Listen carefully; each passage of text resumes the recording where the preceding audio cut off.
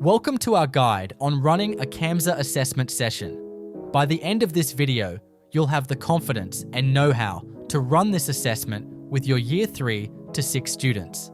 Let's walk through it step by step. We'll share the equipment you'll need, how to set up the course, and how to run the assessment, and an overview of how to time and score the CAMSA. Let's get started. Let's talk about the equipment you'll need. First, you'll need a space that's at least 15 meters long and 5 meters wide. You'll also need measuring tape and chalk, 6 hula hoops, 6 cones. We recommend using 3 pairs of cones and 3 pairs of hoops, each pair in the same color. If hoops are not available, you may tape or draw circles on the floor that are 63 centimeters in diameter. You'll need tape to secure the hoops together and to the ground. You'll also need at least 1 size 5 soccer ball and 1 tennis ball. 1 cardboard wall target that is 61 centimeters wide and 46 centimeters high. This target can be placed on a wall, net, or even mounted on a whiteboard, as we'll demonstrate. Now, let's set up the CAMSA course. We'll go step by step to make sure everything's in the right place. First, mount the wall target.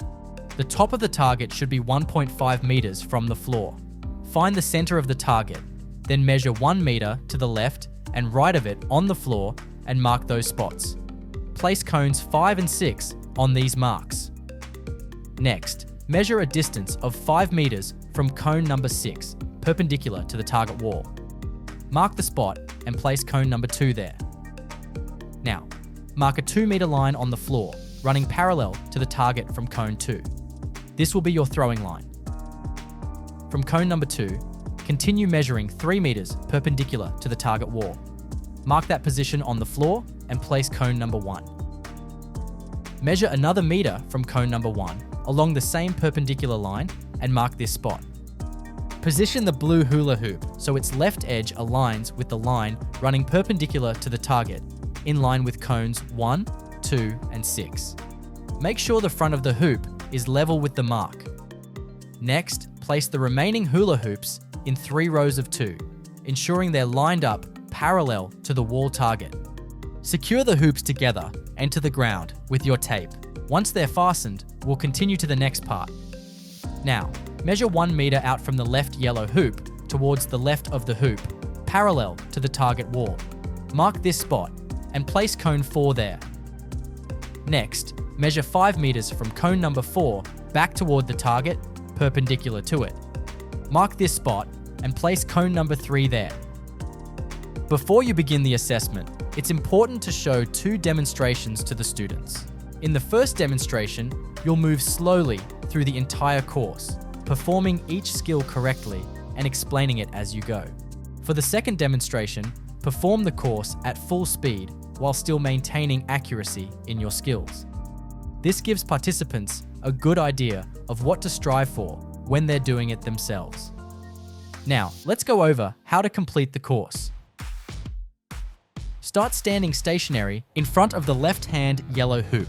Complete 3 2-foot jumps into the left-hand hoops, then run to the cone 1 and turn so you are facing the course assistant. Next, you'll perform a sideways slide to cone 2. Touch cone 2 and then slide back to cone 1, touching it once you reach it. Now, run toward the throwing line, catch the ball when the course assistant throws it to you, and do an overarm throw, aiming for the target. You can throw it at any point before the line. Once you've thrown the ball, run to the outside of cone 3. From cone 3, skip to cone 4. After going around cone 4, hop on 1 foot through each of the 6 hula hoops.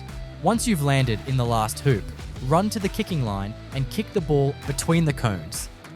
Now that you're familiar with the steps the students need to follow, let's talk about how to guide students through the process using the specified verbal cues. These cues are simple instructions that help keep the student focused and ensure they perform each movement correctly. It's important that they are delivered clearly and consistently at the right moments, helping the student transition smoothly from one task to the next. Let's go through each cue, demonstrating when and how to use it as the child moves through the course. When the child is standing in front of the left yellow hoop, say, Ready, set, go.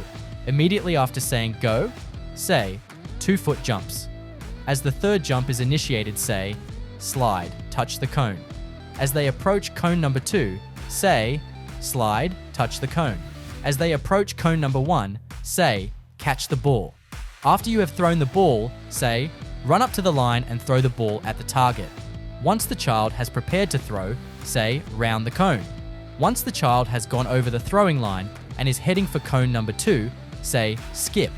Once the child is halfway between cone number 3 and number 4, say round the cone. When the child is going around cone number 4, say 1-foot hops in each hoop. As the final hop is completed, say run and kick the ball between the cones.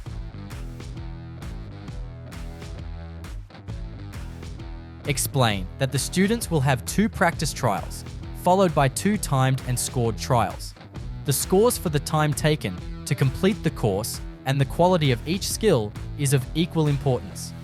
Emphasize that to achieve their best score, students need to finish the course as fast as they can, while performing the skills to the best of their ability. Have each student complete 2 practice trials and provide verbal cues as outlined in the CAMSA instructions to guide students through the process. Offer advice and corrections as needed. Once the practice trials have been completed, students should complete 2 timed, scored trials. The approved verbal cues should be provided, but feedback on mistakes should not be given during the timed trials. You can access a copy of the approved verbal cues in the CAMSA instructions found on the assessments page of the Kiddo website. If there isn't enough time to complete 4 trials, just complete 1 practice trial and 2 timed trials. However, it's important to avoid using the first time trial if there's only been 1 practice trial, since there's a learning effect on the CAMSA score when the student has completed the course less than 3 times. Lastly, if a student's CAMSA trial is affected by an external factor, such as someone getting in the way or an off-target throw from the course assistant, the trial should not be scored, and a new trial must be completed. When setting up the CAMSA, it's important to assign specific roles to ensure smooth and accurate assessments. The main roles include timing, recording the time each participant takes to complete the course, from the moment they are told go to the time they kick the ball. Skill observation and scoring, observing and scoring the quality of the student's skills. Verbal cues, providing verbal cues to each student to assist them through the process. These must be provided clearly and consistently. And lastly, throwing and placing the balls. A suitably skilled helper or student is required to throw the tennis ball to the student once they reach cone 1.